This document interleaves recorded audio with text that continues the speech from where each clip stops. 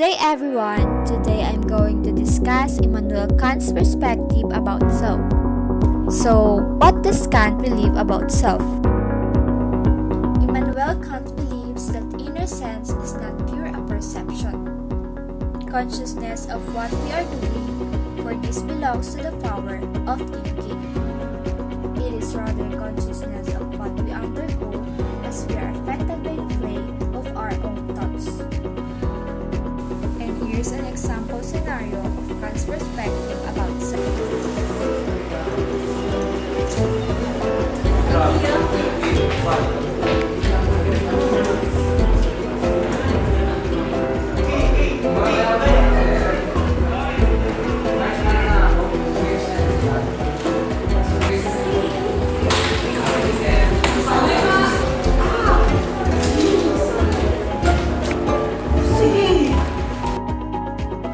The girl chose not to cheat on their exam because she's conscious of what she's doing. She knows cheating is wrong and she should not do it.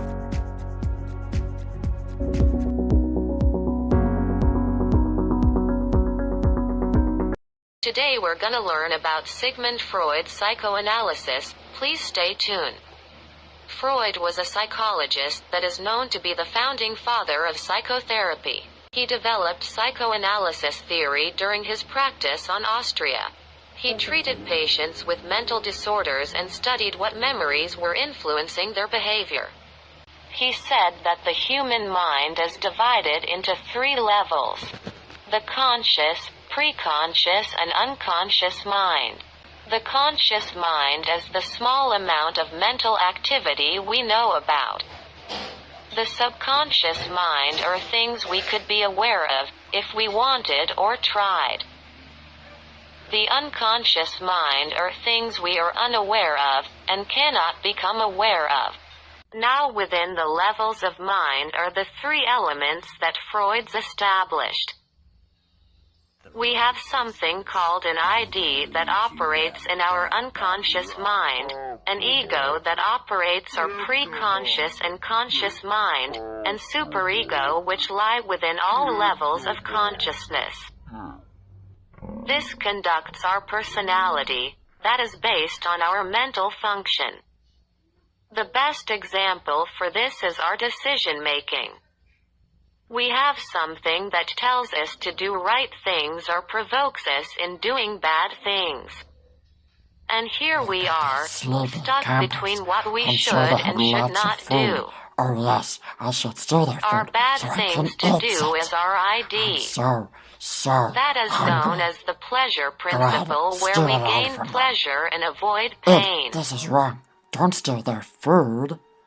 Yes, our right things to do is our superego, that is known as the morality principle. It's not right. I don't care what you say. Nobody likes your superego. You shouldn't do it.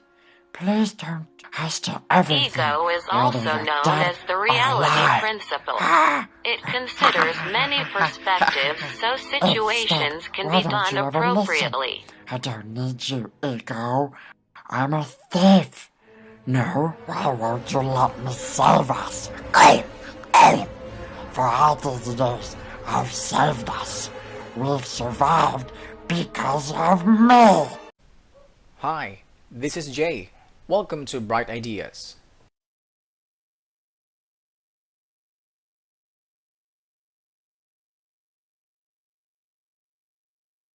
Here are the 5 stages of psychosexual development. Number 1 is oral stage. Number 2 is anal stage. Number 3 is phallic stage. Number 4 is the latency stage. And number 5 is the genital stage. According to Freud, a person goes through the sequence of these 5 stages, and along the way, there are needs to be met. Whether these needs are met or not determines whether the person will develop a healthy personality or not.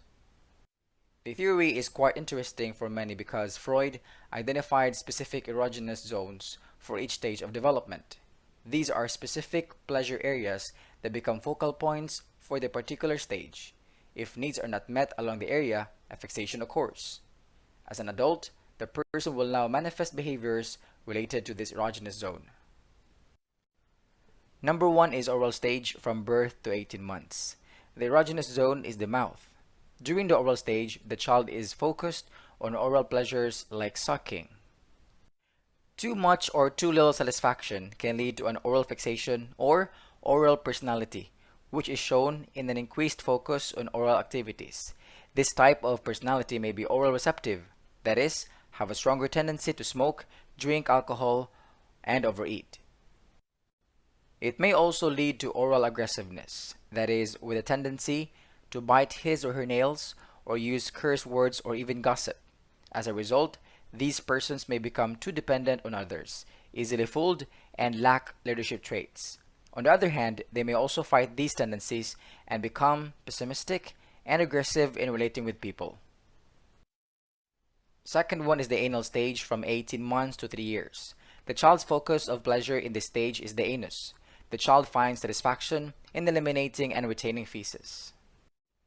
Through society's expectations, particularly the parents, the child needs to work on toilet training. Let us remember that between 1 year and a half to 3 years, the child's favorite word might be no.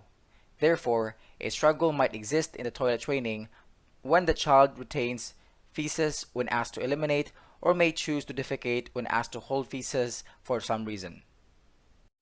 In terms of personality, fixation during this stage can result to being anal retentive, an obsession with cleanliness, perfection, and control, or anal expulsive where the person may become messy and disorganized. The third one is the phallic stage from ages 3 to 6. The pleasure or the erogenous zone is the genitals. During the preschool age, children become interested in what makes boys and girls different. Preschoolers will sometimes be seen fondling their genitals. Freud's studies led him to believe that during this stage, boys develop unconscious sexual desire for their mother. Boys then see their father as a rival for her mother's affection. Boys may fear that their father will punish them for these feelings.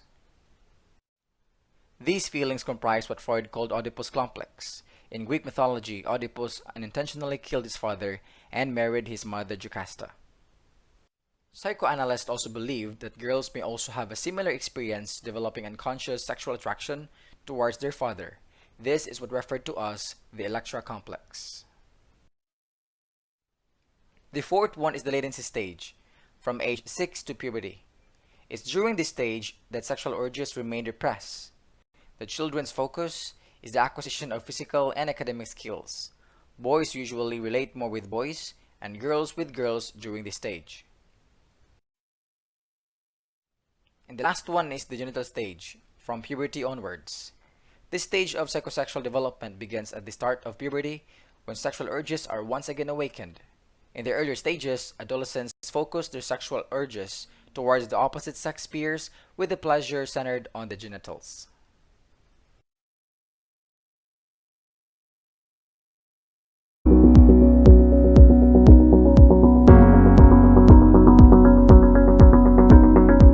I have a friend who's in a new relationship. A bit to my annoyance, she says things like, "Oh, we're so perfect for each other. He can read my mind." Ugh. Despite this gooey proclamation of compatibility and perfection, Gilbert Ryle would tell her she's mistaken. However, before we burst my friend's bubble by diving into Ryle's theories on self and behavior, let's introduce the man. Gilbert Ryle was a famous 20th century ordinary language philosopher who authored the concept of mind. His field, ordinary language philosophy, asserts that problems and false assumptions develop as we distort meanings of words. For example, look at the distortion we inflict on the word literally. We say things like, "I'm literally so hungry I could eat a horse." Of course, this is not literal at all. However, if an English-speaking alien happened to beam down and hear it, it would definitely give him false assumptions about our stomachs. In fact, Ryle believed that our constant use of the word mind has caused us to believe that minds actually exist. Taking this a step further, this erroneous assumption has led to the concept that there is a mysterious entity called the mind that controls the mechanical workings of the body. Not mincing words, Ryle named this misconception the ghost in the machine idea. In other words, he believed the mind fallacy is as ludicrous as saying machines are controlled by ghosts.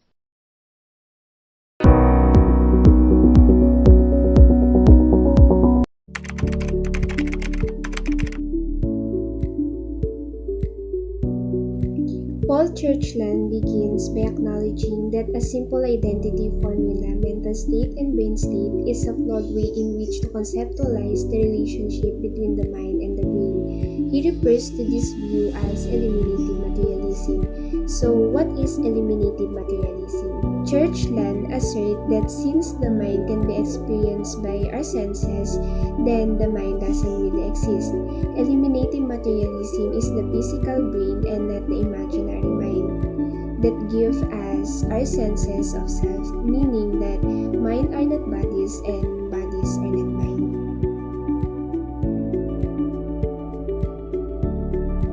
Brain as are provided to see, feel, touch, taste, and smell.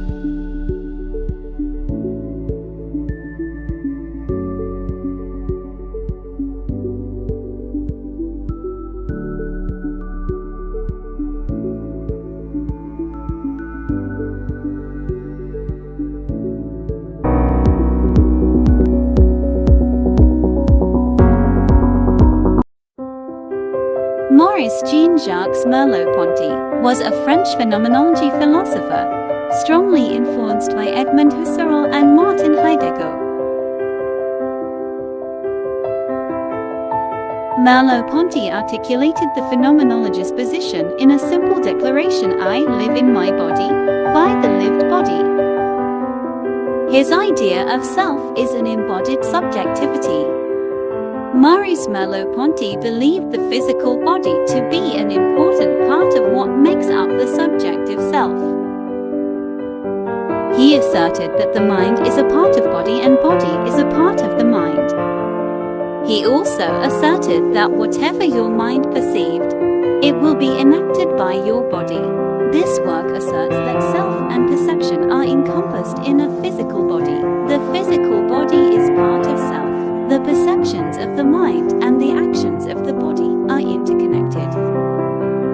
The best example that will further explain this philosophy is the movie entitled Inside Out.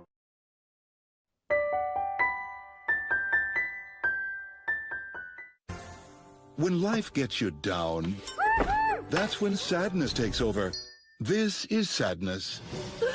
With a caring touch and a kind heart, sadness leaps into action to let you... I said sadness leaps into action. Sadness? Oh, sadness. Get to know all your... Sometimes life gets a little dirty. That's when disgust takes over. This is disgust. Whether advising on your social life or on life's little messes, disgust is there to... well... hold on. Get to know all your... When everything in your life is going your way, that's when joy takes control. This is joy. With an unstoppable spirit and unbeatable energy, joy brings a smile to your face and no, who cares? Let's party! Get to know all your emotions. When the unexpected is staring you in the face, fear is there to keep you safe. With speed and wisdom, fear assesses the situation and settles your nerves in his own special way. He's got this. Thank you, fear. When things go wrong, anger is there. This is anger. He will make sure the world knows anger is in control. But what you really need to watch out for is when he's out of control.